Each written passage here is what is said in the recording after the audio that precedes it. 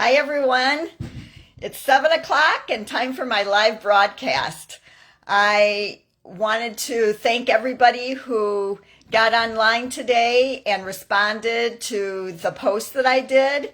I brought up the subjects about buttons, not your grandmother's buttons, but the buttons that people push on us every day, the ones that make us crazy, the ones that cause us to go into screaming fits, the ones that make you feel like you are not you. I heard some people say things like, when I'm ignored, when somebody puts their stinky feet on me, when somebody is trying to tell me what to do when I'm sharing a problem. All of these things are buttons that happen to us when we feel like we have emotions that have made pathways in our brain that we just can't control.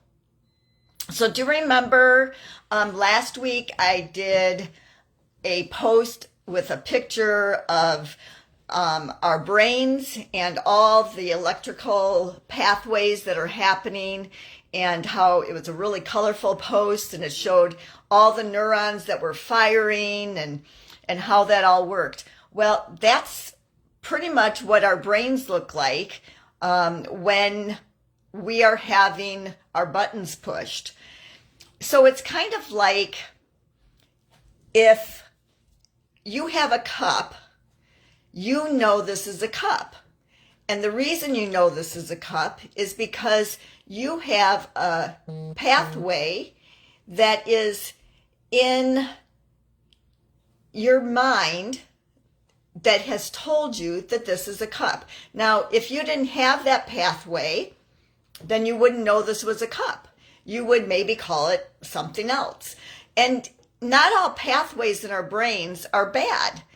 If we didn't have pathways in our brains, we wouldn't be able to function every day. We wouldn't know what to call things like a cup. We wouldn't know how to communicate with people, because we wouldn't know what to do and what to say. So some pathways are perfect to have in our brains. And we want to have those pathways. But the ones that we want to replace are the ones that are causing us issues, the ones that have been created because of trauma, or the ones that have been created because of something that has caused a bad memory. I was talking to one of my patients. I think you all know that I'm a dental hygienist by day.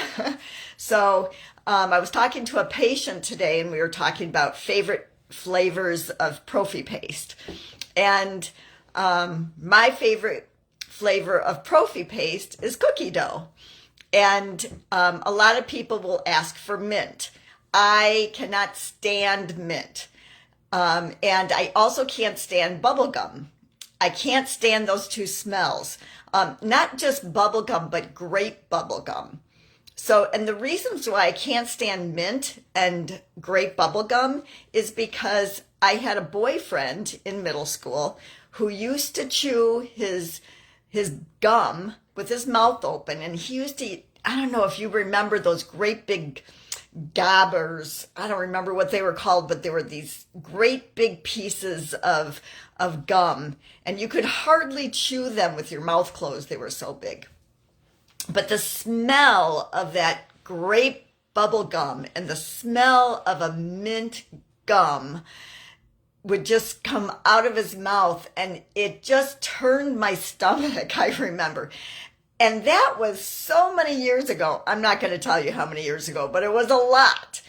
But those pathways are in my brain. And to this day, I just don't like mint. Mint anything. I don't like anything mint. And I have a really hard time with anything grape. Grape popsicles or grape juice or anything purpley grape.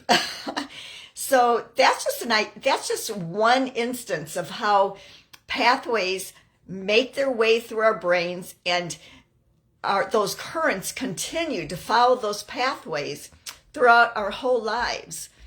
So if I were to do a rest session around those two things, which I haven't done actually, which would be interesting to see what would happen.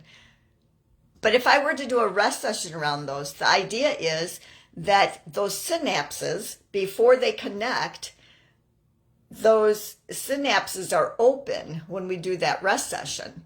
And so we are able to make a new pathway with what we're doing, so that those traumas, or I don't know if you want to call somebody chewing grape bubble gum in my face a trauma, but that experience will no longer have those synapses connect. So I would have new pathways, so that probably won't bother me anymore, or won't have the same effect on me. It just won't, I won't react the way I always have. So that's kind of just a small idea of what rest does. Another thing that rest has done for me is around finances. I was raised to sock away part of my allowance. So back in my day, I got a quarter for my allowance every week, and 5 cents of that had to go into the offering plate, and the other 20 cents I could do with whatever I wanted. So I saved my 20 cents every week so that I could buy things.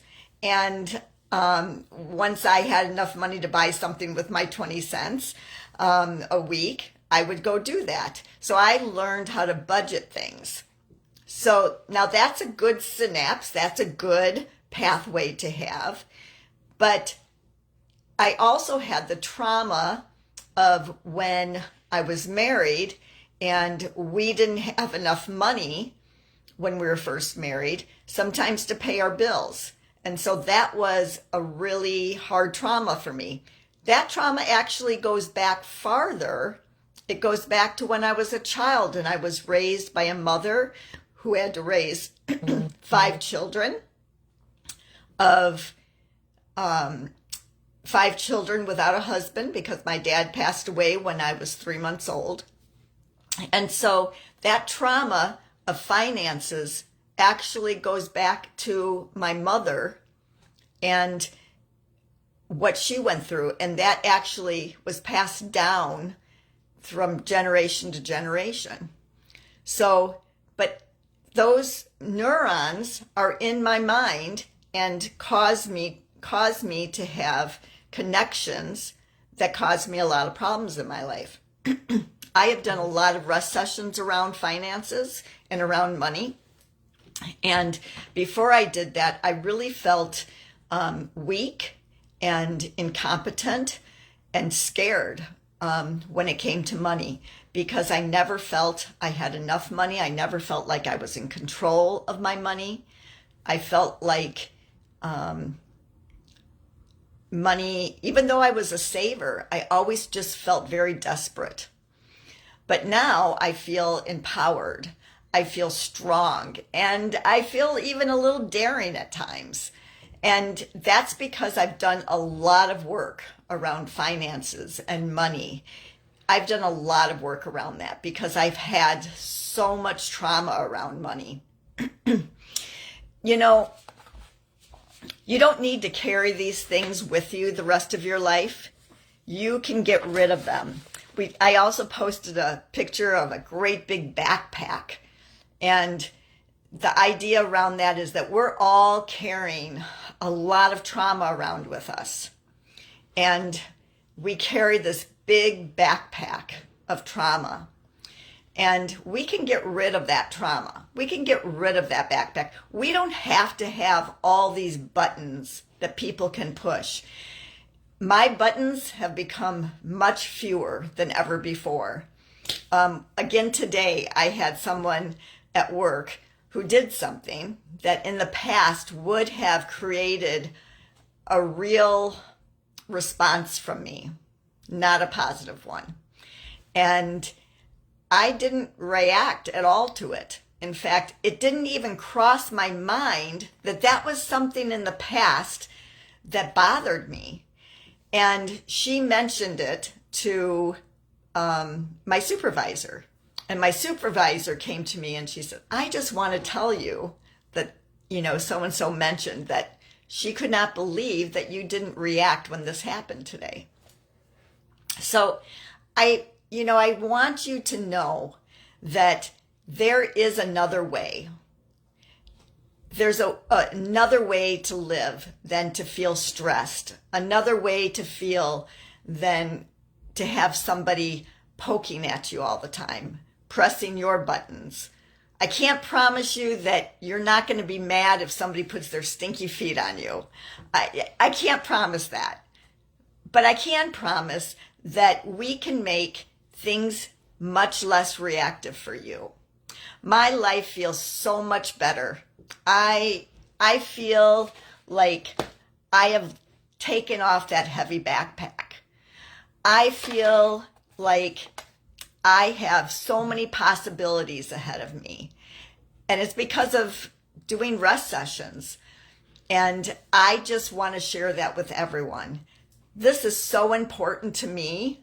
So important to me. I spent a lot of money to learn how to do this because I felt like it was worth sharing with anybody I could. I would love to see your life change the way my life has been changed. I'm Susanna Mickelson. I'm a master Reiki coach, a rest coach, and a life coach. And I hope that I can work with you sometime. Thanks for listening, and I hope you all have a great night. I'll see you next Monday at 7 o'clock.